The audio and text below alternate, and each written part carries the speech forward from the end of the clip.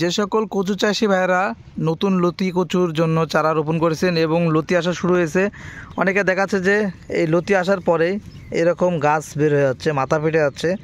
এই যে দেখুন, এরকম 5 ইঞ্চি 6 ইঞ্চি বা 8-10 ইঞ্চি হয়েই আপনার মাথায় এভাবে গাছ হয়েছে।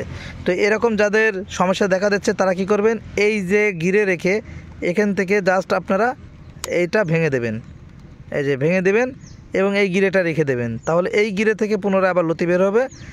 এবং এই গাছের জন্য আপনারা কি করবেন, গাছের গুঁড়া দিয়ে এবং এই পাতার উপর দিয়ে আপনারা জিব্রেলিক অ্যাসিড এবং টরাস বা বারন্ত এইটা ব্যবহার করবেন। এটা হলো আপনার 1 বিঘা যদি জমি থাকে তাহলে 2টা জিব্রেলিক অ্যাসিড এবং 2টা টরাস প্রথমে 16 লিটার ড্রামে গুলাবেন, গুলায় পাতার উপর দিয়ে স্প্রে করবেন, ঠিক আছে। এরপরে স্প্রে করার পরে পুনরায় আবারও 2টা জিব্রেলিক অ্যাসিড, 2টা মনে করেন যে টরাস নেবেন, নিয়ে এবার এই গুঁড়া দিয়ে, মাটির গুঁড়া দিয়ে এই লাইন ভেদ করে স্প্রে করবেন। এরপরে পরের সপ্তাহে আপনারা কি করবেন, যে জিপসার এবং বোরন আপনার বিঙ্গো সিনজেন্টার কোম্পানির, এটা খুবই ভালো, এটা আপনারা ব্যবহার করতে পারেন, বা যে কোনো বোরন আপনি নিতে পারেন। 1 বিঘা জমিতে 1 কেজি বোরন এবং আপনার 1 বিঘা জমিতে 10 কেজি জিপসার এবং সাথে রুটন 1 কেজি, থিওবিট 1 কেজি, এইটা আপনারা ব্যবহার করবেন। পুরো জমিতে সারের সাথে মিক্স করে আপনারা পুরো জমিতে ছিটায় দেবেন।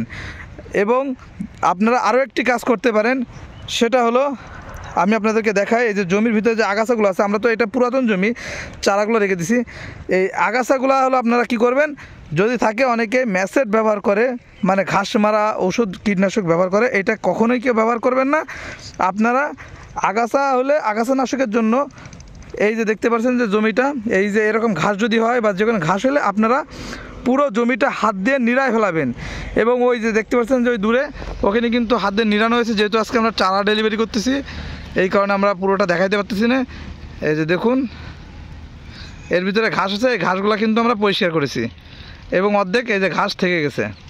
পাশাপাশি যাদের চারা লাগবে, উন্নত যাদের চারা লাগবে, আমাদের সাথে যোগাযোগ করবেন। আজকেরও আমরা চারা ডেলিভারি করতেছি, আপনারা দেখতে পাচ্ছেন।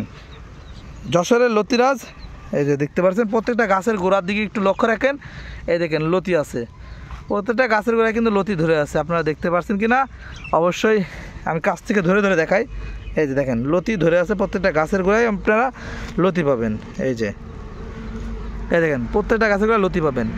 তো এই বিষয়গুলো অবশ্যই মাথায় রাখবেন, তাহলে দেখবেন যে লতি কচু চাষ করতে আসলে আপনারা লসের দিক থেকে খুবই কম আপনারা কমফোর্ট ফিল করবেন।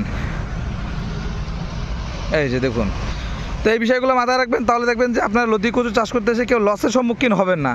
তো এই ছিল আমার আজকের মতন ভিডিও। সবাই ভালো থাকবেন, খোদা হাফেজ।